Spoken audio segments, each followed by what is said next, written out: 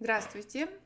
Сегодня у нас 8-й урок, и мы продолжаем с вами моделить нашу комнату. На прошлом уроке мы сделали вот такую комнату, расставили нашу мебель, узнали, как делать отверстия для объектов, да, то есть мы сделали окно и также сделали спинку стула с помощью заполнения и удаления фейсов. Сегодня мы с вами рассмотрим, продолжим добавлять объекты в нашу комнату. И сегодня мы посмотрим, как сделать лампу, настольную лампу, и что нам для этого понадобится. До этого мы всегда моделили все наши объекты из куба. Настольную лампу же мы будем моделить из цилиндра. Поэтому мы добавляем цилиндр с помощью сочетания клавиш Shift. Мы открываем список того, что мы можем добавить, и выбираем Mesh, выбираем цилиндр. Мы будем делать наш объект из цилиндра.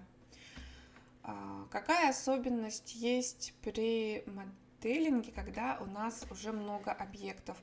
У нас здесь много объектов, они как бы немножко отвлекают и, возможно, даже будут мешать нам моделить один объект. Поэтому есть такой режим, изолированный режим, когда мы можем изолировать один объект от всех остальных и работать только с ним. Это очень удобно, и запускается оно с помощью клавиши на нампаде, да, то есть справа у нас есть клавиши, похожие на клавиатуру, и там есть косая черта, это деление. Когда мы выделяем какой-нибудь объект, пусть будет это кровать, и нажимаем на эту клавишу. Кстати, внизу показывается, да, когда я нажимаю какую-то клавишу, и его изображение или название выходит на экране. Поэтому обращайте на это внимание. Сейчас я нажимаю деление, косую черту.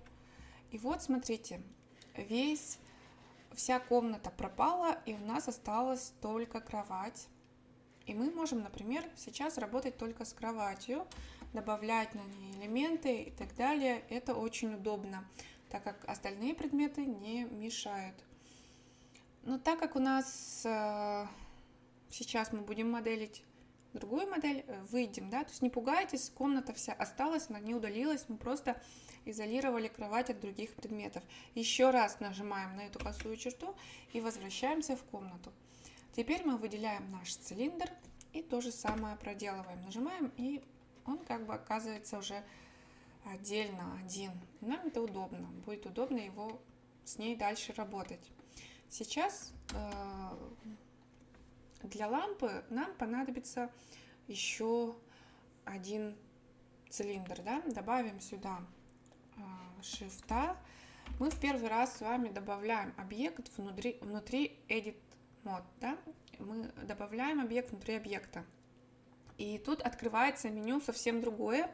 Оно поменьше, и здесь мы видим только список мешей. Мы выбираем цилиндр, уменьшаем его, делаем, вытаскиваем вот так.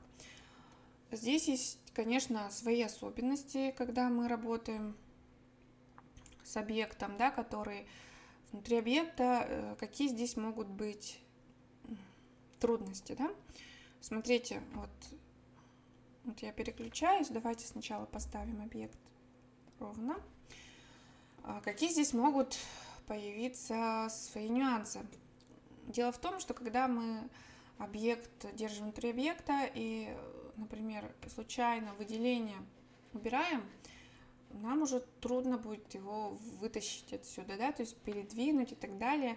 Для этого мы должны знать специальные способы выделения. Например, я хочу уже отсюда его убрать вообще полностью, либо вытащить, переместить. Для этого я должна выделить частичку объекта, то есть любой фейс на нем, и нажать сочетание клавиш Ctrl-L. Тогда он выделяет объект весь, у которого был выделена часть объекта. Это может работать и здесь. Ctrl-L. да, если вы неправильно поставили, вы можете вот так выделить и перемещать объект. С этим все понятно, да? И дальше я начинаю моделить вот эту часть. Давайте мы посмотрим вид, сделаем строго справа. И начнем моделить держатель, да, вот такой для лампы. Наверное, он будет потоньше. Для этого мы делаем Extrude Scale. Вытаскиваем немножко экструдом. И теперь строго на виде справа начнем дальше его моделить. Делаем Extrude. И смотрите, мы будем его поворачивать по чуть-чуть. Rotate. Грэбом сюда. Extrude вытащили. Нет, давайте он. Ctrl-Z, всегда можно вернуться назад. Мне кажется, он должен быть грэб по Z чуть еще длиннее. Пусть он будет такой. Или нет, грэб по Z чуть опустим. Вот так.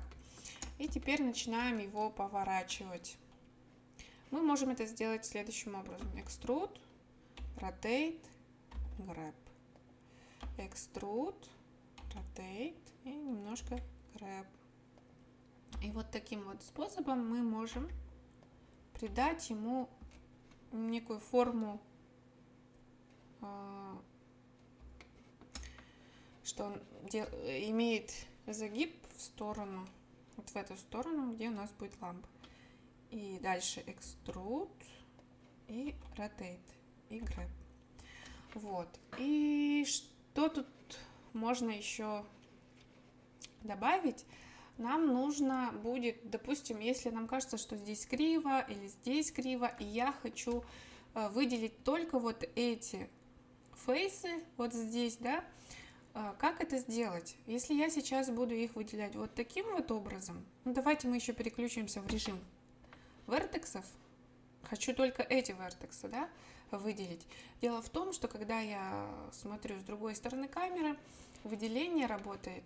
Вот это выделение, кстати, оно делается мышкой. Мы берем пустую часть и тянем. Вот оно. И выделяется только та часть, которая видна. А нам это не нужно. Нам нужно и заднюю часть выделить. Поэтому для этого существует другой режим моделирования, режим прозрачности. Мы его выбираем сверху. Справа есть вот такие шарики. Выбираем ту, которая в виде сетки. Тогда мы видим насквозь, объект насквозь. Теперь мы можем его грэбом перемещать. Вот здесь. Подправлять, если надо. А также мы можем добавлять дополнительные разрезы. И еще больше сделать его сглаженным. Чем больше разрезов, тем он будет более гладким. Добавляю и грэбом чуть-чуть двигаю, да? Вот так. Таким образом. Могу также выделить вот эту часть и сделать rotate. Все, у нас основание для лампы готово. Далее мы из этого же выделения в конце сделаем ему вот такую часть, сделаем scale. И вот у нас настольная лампа почти готова. Только здесь нам нужно зайти в режим фейсов, можете Extrude Scale и Extrude вовнутрь. Вовнутрь вот так. И дальше делаем Scale. Все. Здесь вы можете поставить лампочку из, например, UV-сферы. Shift, добавить сюда UV-сферу, грэбом подвинуть, Scale. И в прозрачном режиме аккуратно его поставить, уменьшить. Допустим, это такая лампочка. И убрать режим прозрачности. Давайте посмотрим, как он выглядит. Ой, вот тут вот, да, вот второй шарик, это возвращение нормального вида. Он немножко стоит криво. Смотрим сверху, опять включаем прозрачность. и двигаем как надо.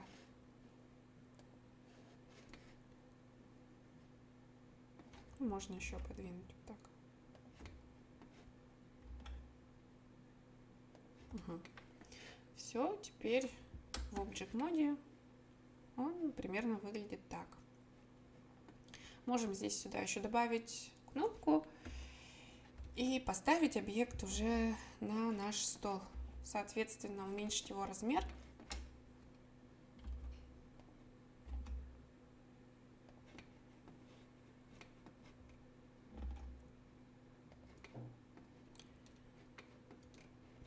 Поставить его на стол.